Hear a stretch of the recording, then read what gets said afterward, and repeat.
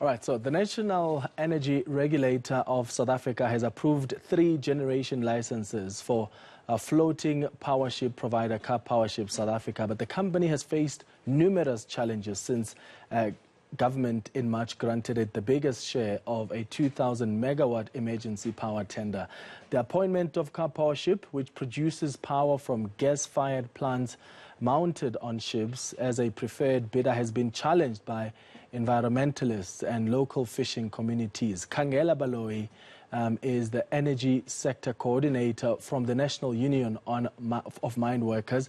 Kangela, thank you so much for making time. Were you as surprised as the environmental organizations were by this decision by the energy regulator to make these approvals and approve these generation licenses for Car Powership, even when the company doesn't have environmental approval from government?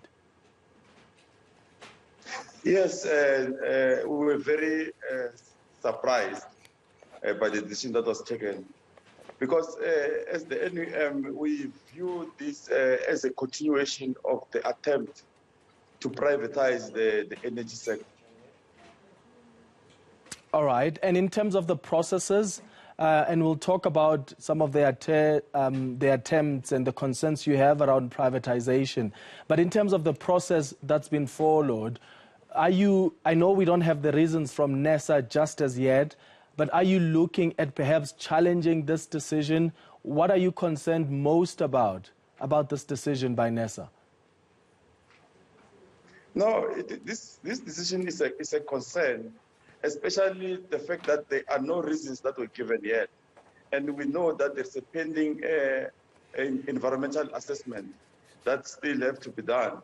So we don't know why NERSA decided to approve this bill.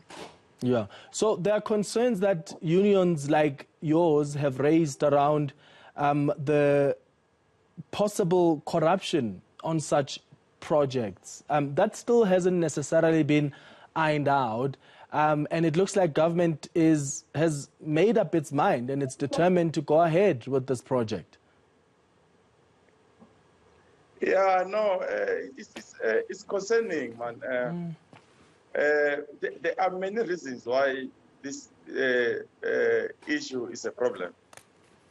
Because, you see, this is an IPP, you know, which means it's going to eat on Eskom's market, you know.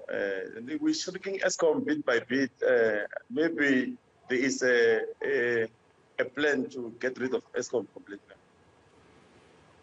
Oh, okay. Can you just expand on that? What do you mean there's possibly a plan to get rid of Eskom? I think what many have agreed on is that Eskom needs capacity. So what government has said is, where possible, it will try and find the capacity and supplement Eskom so that our national grid can be stable. And that includes even going with independent power producers.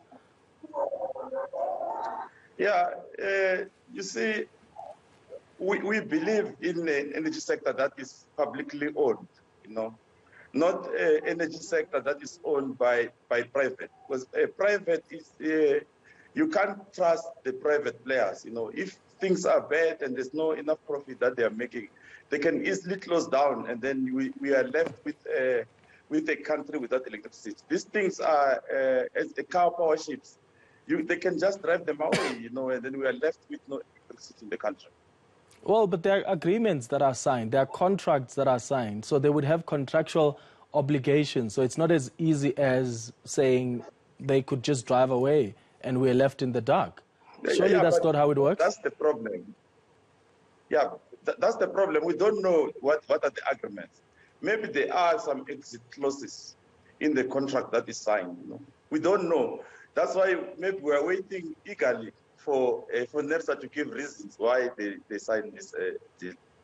No, but I'm saying that, Mr. Baloyi, that's not how it works. So we don't even need to see the contract that is signed. When a company agrees to provide services, we can't assume that at some point they're just going to drive their ships away and leave us in the dark. There are contracts that are signed, there are obligations that are agreed to. No, I know that, but companies do get liquidated for many reasons, you know. Anything is possible, you know, in the private, in the capitalist state, anything is possible. But all we are saying is give ESCOM the opportunity to venture into green energy as well. Even gas, you know, give the state-owned company that mandate to venture into gas and other renewables.